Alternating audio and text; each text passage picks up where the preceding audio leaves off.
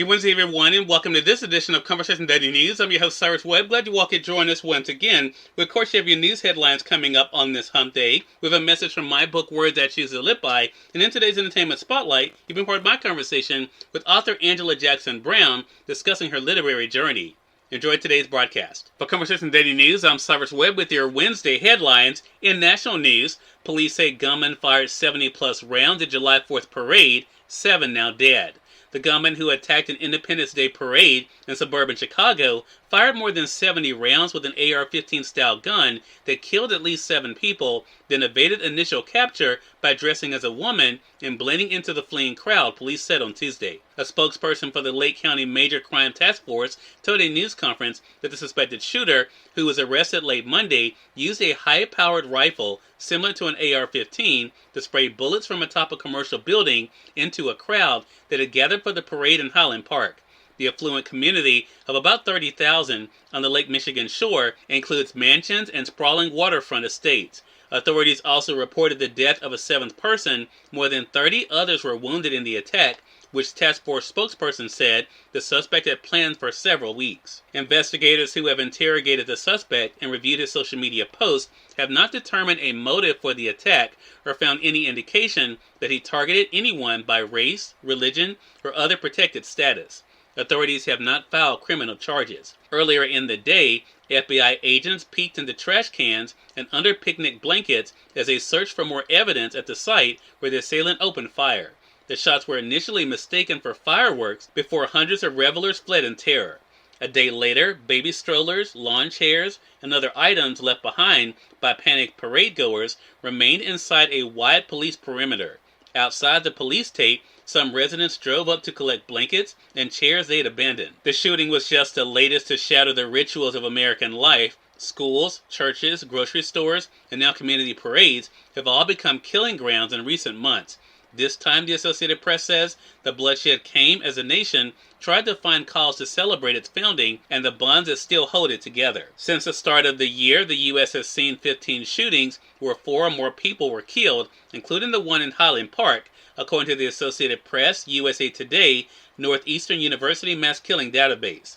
Scores of smaller-scale shootings in nearby Chicago also left 8 people dead and 60 others wounded over the July 4th weekend. In more national news, Fed settles suit alleging abuse by men detained after 9/11. The Justice Department settled a decades-old lawsuit on Tuesday filed by a group of men who were rounded up by the government in the weeks after the September 11, 2001 attacks and held in federal jail in New York in conditions the department's own watchdog group called abusive and harsh.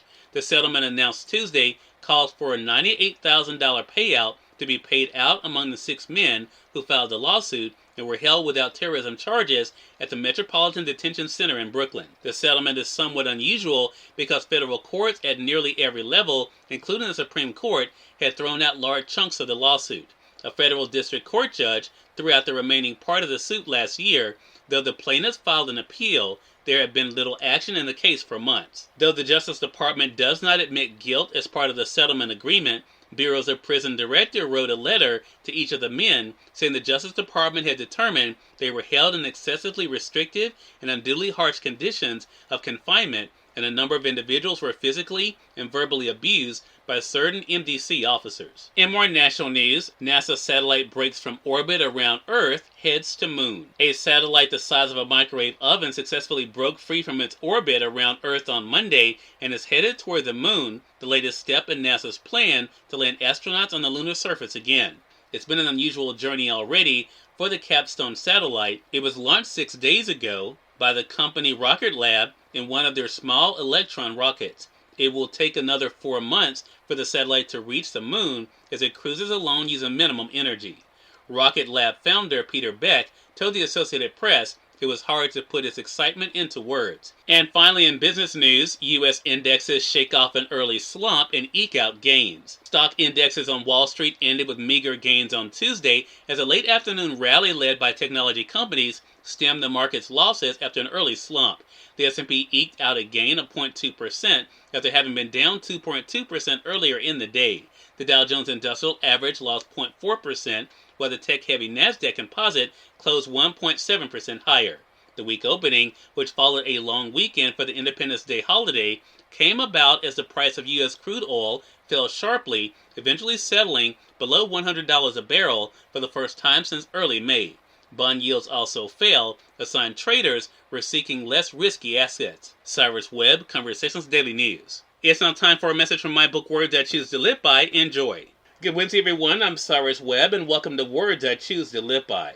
Sometimes you may find yourself in a prison of your own making, not realizing that the key to your freedom has been there the entire time. Do not allow those who wronged you to rob you of your destiny. Open the door and move forward. Regardless of what has happened, there's still more life in you left to live. Have an amazing Wednesday. Author Angela Jackson Brown is featured in today's Entertainment Spotlight right here on Conversation Daily News. For Conversation Daily News, I'm Cyrus Webb with the Entertainment Spotlight. Author Angela Jackson Brown joined me on Conversations Live, the radio show, to talk about her literary journey and new book, The Light Always Breaks. Here's a bit of our conversation. Talk to us about this journey for you, Angela. What has it been like for you to do what you love as a storyteller and to share that with us? Oh, my goodness. You know, this dream of being a writer actually started with my dad. My dad just saw in me this innate ability to tell stories. And from the time I was, old enough to hold a pencil, he would always say to me, "You're going to be a writer someday."